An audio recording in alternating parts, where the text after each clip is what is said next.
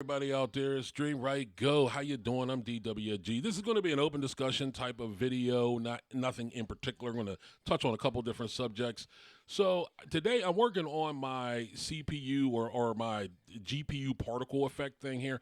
And the funny thing about it is that when I was trying to learn this, I started looking up different bits of information, documentation, and whatnot, but it was all underneath the CPU 2D particles and not GPU. And I didn't realize that. So when I was looking for, it was saying, hey, do this or do that. I'm looking for different things. And I'm like, wait a minute, I don't see that underneath the process material. I couldn't find it anywhere. And that's because the things that I was looking for was actually underneath the CPU particle 2D, not the GPU. In GPU, when you're adding the texture, you add it up here underneath the GPU particle 2D section right here underneath the sub emitter. You'll see texture, right? But underneath the CPU version, it's a little bit different.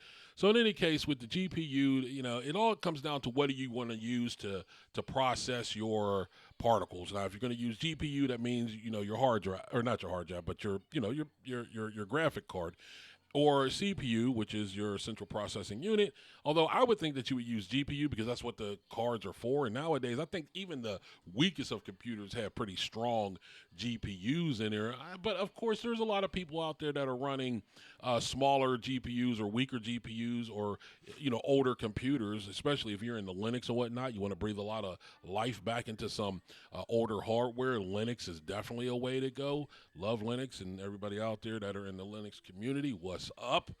Much respect.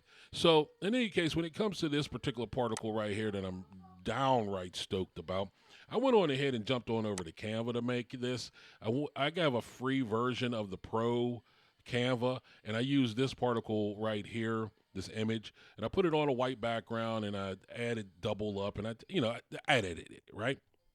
After I did the edit, I went on ahead and saved this as a ping with a transparent background. And then from there, I went on ahead and pulled it into, Godot here, and that's what you see what's happening here.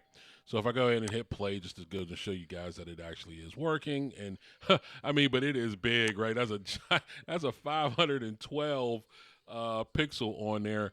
Definitely would want to make it smaller. I'm not sure if there is a setting over here that I can just make it smaller.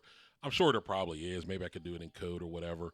But if you're looking for some particles, you can also jump on over to itch.io. And there is a person here, Particle Effects, that I'm not sure where their name is. Okay, well, right there is their name. So they have a bunch of particles in here, right? And even here, size 64 by 5 or size 64 by 64 up to 150 by 150 pixels, which is and mine's is like 512. So I should have took a note from this person who obviously knows what they're doing, and I obviously do not. So I'm going to change that whole pixel size. But you can come on over here to itch.io and check this person out, and they have a bunch of stuff absolutely for free. However, this is kind of one of those name your price things. If you're out there and you're using something, throw them a couple dollars. You know what I'm saying? This is a lot of good stuff. You got to support the community. I know there's a lot of stuff that's out there for free, and thank you out there. Blessings, blessings. Thank you so much for making these different things that are free for people to use and whatnot.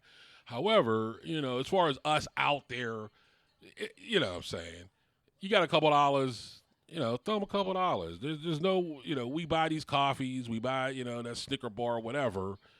I'm sure that every once in a while we could throw a buck or two, something like that. So support the folks.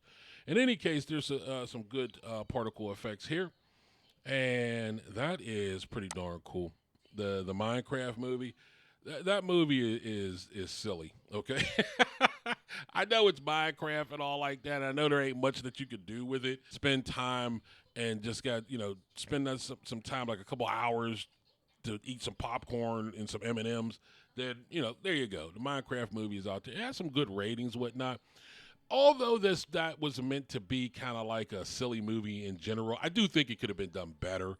Like the character development and the introduction of these characters, all of this, the way that the movie is structured, this really could have just been on streaming or like a Nickelodeon type made for TV movie.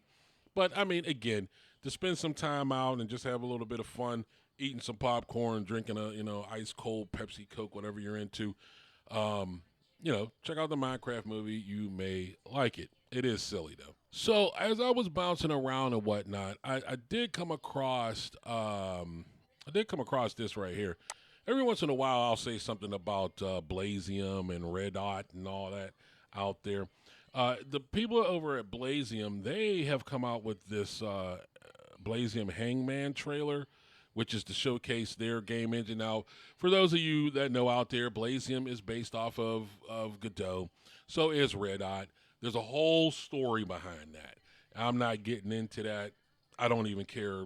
I don't care about what caused it to happen. It's just that's not my wheelhouse. However, there is a YouTuber out there uh, who definitely he covers a lot of different things that have to do with Red Dot, and he even he touches on Blazium and all that other different stuff. And sometimes he talks about what actually happened and went down.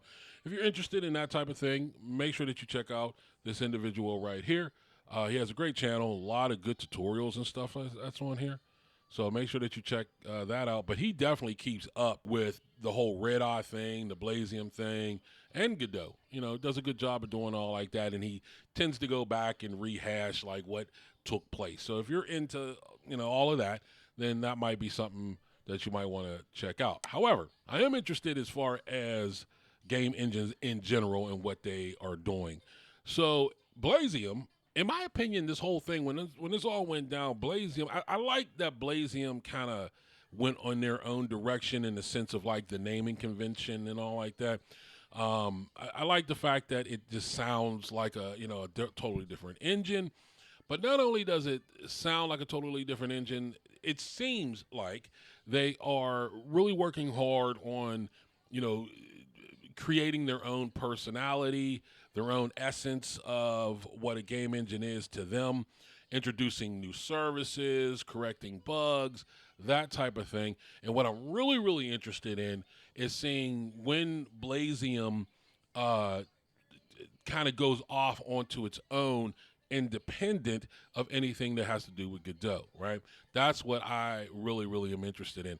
And then over at Red Eye, they have a lot of different things going on, especially game jams. It seems like I just came across this one because I was over on itch.io from before, and it looks like they have something coming up as far as robots are concerned. This particular game jam started on the 22nd, and it's running to the 21st, and then it's running to the 21st of April. So back onto my whole tutorial thing. Be on the lookout for this to come out pretty soon as I'm learning about doing the particles and whatnot. If you like what I'm doing, throw down a comment or put up a like or a thumbs up.